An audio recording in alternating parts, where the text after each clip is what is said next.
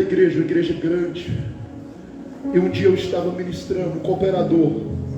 Deus me deu uma mensagem naquele culto. O tema da mensagem é: céu ou inferno? Escolhe hoje aonde tu passarás a eternidade. Eu preguei naquela noite. Algumas almas aceitaram a Jesus. Mas enquanto eu pregava, um cooperador sentava no banco, ele tremia no banco. E Deus visualizava ele. Deus falava comigo. E eu ministrando e ele tremendo naquele banco. Aí acabou o culto. Ele foi embora rápido. No domingo, na segunda, eu chamei minha esposa, o Tiago, e falei: vamos na casa do irmão agora. Deus mandou ir lá. E eu cheguei lá, irmão. Ser uma bênção ajuda muito a obra. Mas Deus me mandou vir aqui porque Deus falou com você ontem no culto. E Deus, a pergunta que Deus fez é essa, e eu vou te fazer de novo.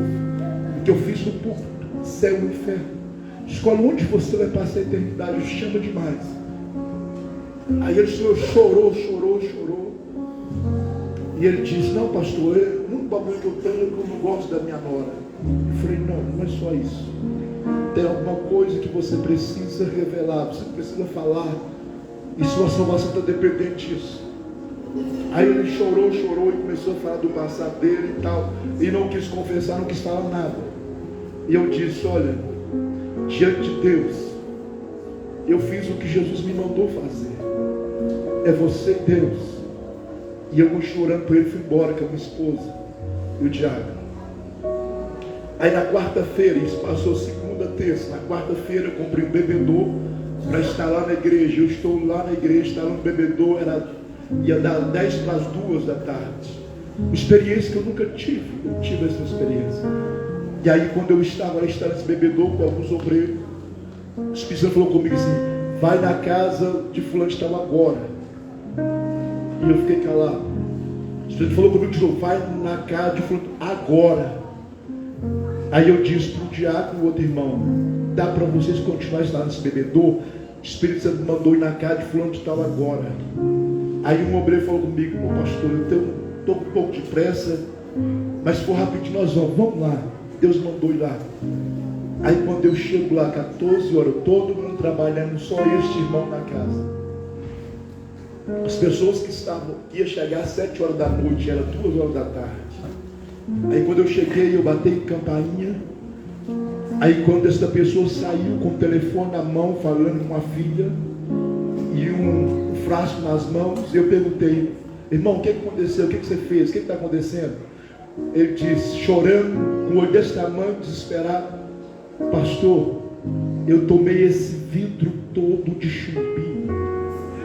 Ora por mim não, você vai para o inferno. E ele caiu no choque: pastor, eu não posso, perdoa. Eu falei: não, vou levar você para o hospital. Aí eu levei para o hospital de Neves. Aí quando eu cheguei lá, aí o diabo foi lá fazer a ficha dele. Eu já entrei para a urgência, falei com ele: não, ele tomou veneno, tomou um vidro de veneno todo de chumbinho e tal. Eu falei: não, tem outra urgência aqui, espera aí.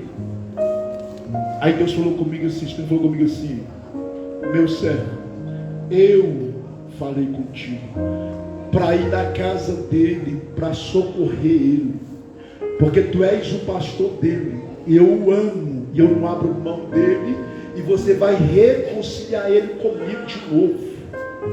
Eu comecei a chorar, e ele desesperado, e eu comecei sem entender nada. Eu falei: Jesus, que amor é esse? Que graça é essa? Glória a Deus. Esta é a graça. A graça não se explica, irmãos. Ele não quis confessar, o remorso veio, arrependimento não teve, mas naquele momento Jesus falou: não abre mão dele. Isso não é para qualquer um não, irmão, para quem Jesus ama e não abre mão. Aí Jesus falou comigo assim: diga a ele para confessar tudo. Ele confessou tudo que ele tinha feito. Ele era um cooperador abençoado, mas a fraqueza se envolveu. Estava na igreja, mas estava no pecado. E Jesus estava dizendo para ele: é o tempo, é o seu tempo de reconciliar, de se arrepender. Aí eu acho interessante aqui, quando eu falei: confessa tudo, tudo. Ele confessou chorando, confessou tudo. Eu disse, por que você não falou isso na segunda-feira, meu filho? Ah, não, pastor. Eu não quis falar, não. Vergonha do Senhor. O Senhor me ajudou tanto. E eu senti uma vergonha tão grande de falar isso do Senhor naquele dia.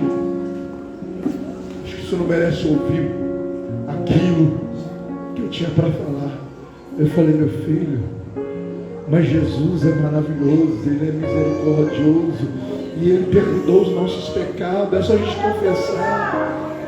A gente precisa confessar, se arrepender. Aí eu acho interessante aqui, ele arrependeu, chorou, me pediu perdão a Deus. E eu orei, reconciliando ele com Deus de novo. Aí assim que eu orei, irmãos, reconciliei com Deus, sabe o que aconteceu? Ele começou a convulsionar.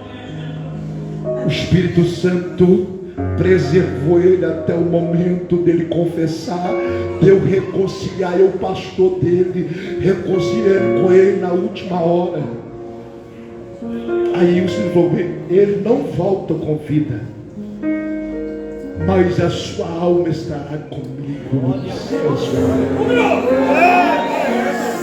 Oh, irmãos, eu chorei, porque eu lutei com ele. Eu fui na segunda, eu ia ficar de uma forma terrível. Eu não consegui suportar aquilo. Deus sabe disso, mas Deus falou comigo.